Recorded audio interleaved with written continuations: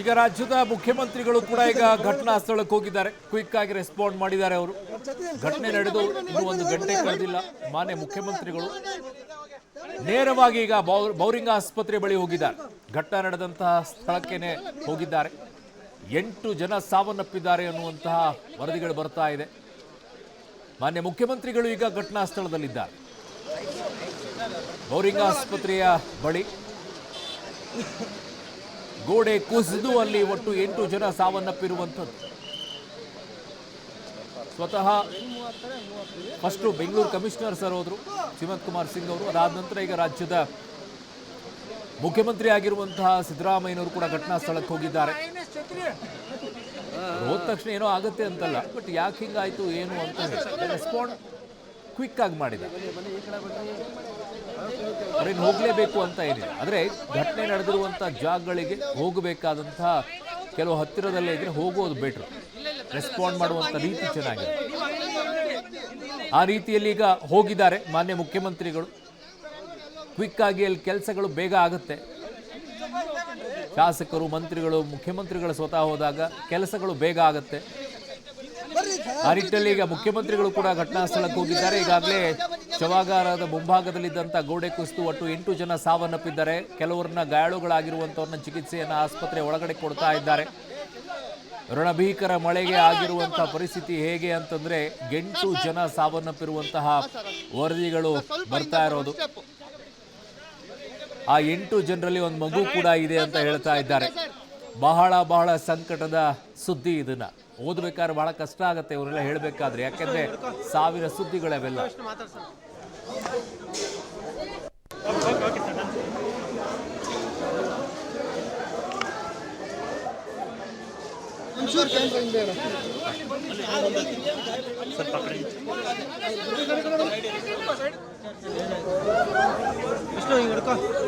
ವಿಷ್ಣು ಮಾತಾಡ್ಸ.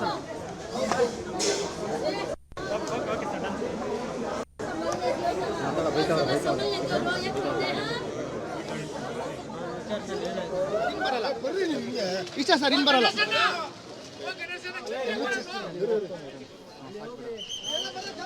ಇದು ಮಾನ್ಯ ಮುಖ್ಯಮಂತ್ರಿಗಳು ಈಗ ಘಟನಾ ಸ್ಥಳಕ್ಕೆ ಹೋಗಿದ್ದಾರೆ.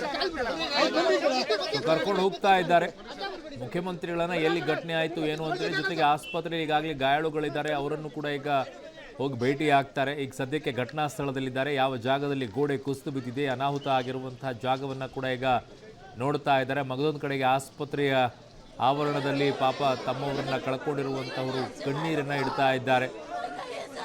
ಪಾಪ ಹೆಂಗೆ ಏಜಲ್ಲಿ ತಮ್ಮವರನ್ನ ಕಳ್ಕೊಂಡಿದ್ದಾರೆ, ಬಹಳ ಸಂಕಟವನ್ನು ಪಡ್ತಾರೆ. ಯಾವುದೇ ಕುಟುಂಬದಲ್ಲಾದರೂ ಕೂಡ ಅಷ್ಟೇ ರೀ, ನೋವಾಗುತ್ತೆ ತಮ್ಮ ಜೀವವನ್ನು ಕಳ್ಕೊಂಡಿರೋ ತಮ್ಮವರನ್ನು ಕಳ್ಕೊಂಡಾಗ.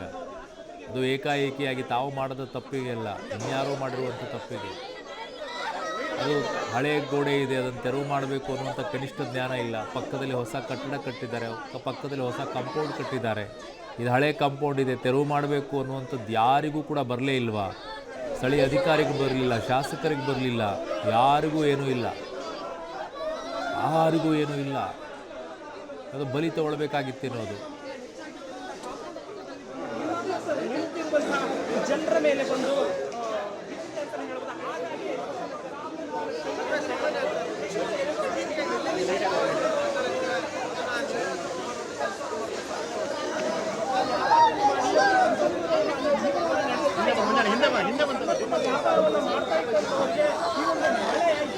ಯಮನ ಸ್ವರೂಪದಲ್ಲಿ ಬಂದು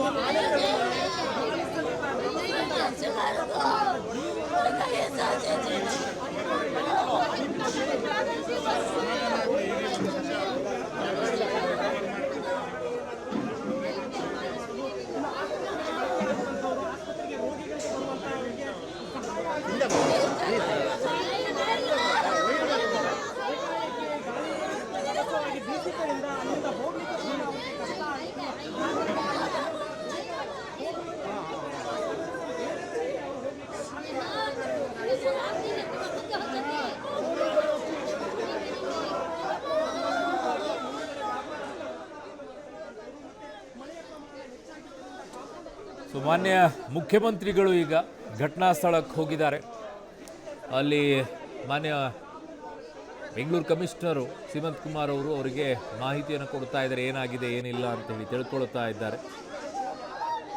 ಸೊ ಈಗ ಆಸ್ಪತ್ರೆಗೂ ಹೋಗ್ತಾರೆ, ಗಾಯಾಳುಗಳಿದ್ದಾರೆ, ಅವರನ್ನು ಕೂಡ ಭೇಟಿ ಆಗ್ತಾರಾ.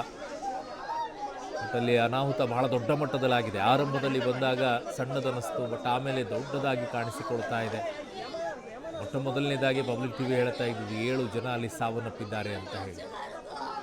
ಬಹಳ ದೊಡ್ಡ ಅನಾಹುತ ಆಗೋಗ್ಬಿಟ್ಟಿದೆ ಬೆಂಗಳೂರಿನಲ್ಲಿ. ಬೌರಿಂಗ್ ಆಸ್ಪತ್ರೆಯಲ್ಲಿ ಎಲ್ಲಿ ಜೀವವನ್ನು ಉಳಿಸಬೇಕಾಗಿರುವಂಥ ಆಸ್ಪತ್ರೆಗಳ ಗೋಡೆಗಳು ಬಿದ್ದು ಜೀವವನ್ನೇ ಕಳೆಯುವಂಥ ಪರಿಸ್ಥಿತಿಗೆ ಹೋಗಿವೆ ಅನ್ನೋದನ್ನು ನೋಡಿ. ಹೇಗೆ ನಿರ್ಲಕ್ಷ್ಯಗಳನ್ನು ಮಾಡಿಕೊಳ್ಳುತ್ತಾರೆ, ಎಲ್ಲೆಲ್ಲೋ ದುಡ್ಡು ಸುರಿತಾರೆ. ಹಳೆಯ ಗೋಡೆಗಳಿದೆ, ಹಳೆಯ ಕಟ್ಟಡಗಳಿದ್ದಾವೆ, ಅವುಗಳೆಲ್ಲ ತೆರವು ಮಾಡಿ ಅಂತ ಎಷ್ಟೋ ಸಲ ನಾವು ಹೇಳ್ತಾ ಇರ್ತೀವಿ, ತೋರಿಸ್ತಾ ಇರ್ತೀವಿ ದೃಶ್ಯಗಳ ಸಮೇತವಾಗಿ. ಆದರೆ ಯಾರೂ ಯಾವುದನ್ನು ಕೂಡ ತಲೆಗೆ ಹಾಕ್ಕೊಳ್ಳೋದಿಲ್ಲ. ಯಾರಾದರೂ ಸಾವನ್ನಪ್ಪಿದಾಗಲೇ ಅವರಿಗೆಲ್ಲ ತಲೆಗೆ ಬರೋದು ಇಂಥದ್ದಾಗಿದೆ ಅಂತ ಹೇಳಿ. ರಣಭೀಕರ ಮಳೆಗೆ ಬೆಂಗಳೂರು ತತ್ತರಿಸಿ ಹೋಗ್ಬಿಡ್ತು. ಮಳೆಗೆ ಶಾಪ ಹಾಕಬಾರದು.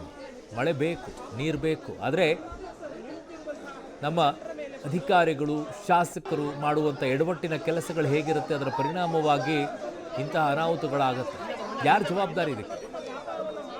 ಯಾರು ಜವಾಬ್ದಾರಿ? ಹಳೆ ಗೋಡೆ ಇದೆ, ಅದು ಮಳೆ ನಾನು ಬೀಳ್ತಾ ಇದ್ದೀನಿ ಅಂತ ಹೇಳುತ್ತಾ ಮಳೆ ತನ್ನ ಪಾಡಿಗೆ ತಾನು ಸುರಿದು ಹೋಗುತ್ತೆ. ತೆರವು ಮಾಡಬೇಕಾಗಿದ್ದು ಯಾರೋ ಗೋಡೆಯನ್ನು. ಅಲ್ಲಿ ಅನಾಹುತ ಕಣ್ಣಿಗೆ ಕಾಣಿಸ್ತಾ ಇದ್ರು ಕೂಡ ನೋಡ್ಕೊಂಡಿದ್ದವ್ರು ಯಾರು? ಅದನ್ನು ಬೌರಿಂಗ್ ಆಸ್ಪತ್ರೆ ಮ್ಯಾನೇಜ್ಮೆಂಟ್ ಯಾರಿದ್ರು ನೋಡ್ಕೊಳ್ಳೋಕ್ಕೆ? ಅವ್ರಿಗೆ ಯಾವುದು ಕಣ್ಣಿಗೆ ಕಾಣಿಸ್ತಿಲ್ವಾ? ಯಾವ್ಯಾವುದು ದುಡ್ಡು ಸುರಿತಿರಲ್ರಿ. ನಡೀತಾ ಇತ್ತು, ನಡೆಸ್ಕೊಂಡು ಹೋಗ್ತಾ ಇತ್ತು.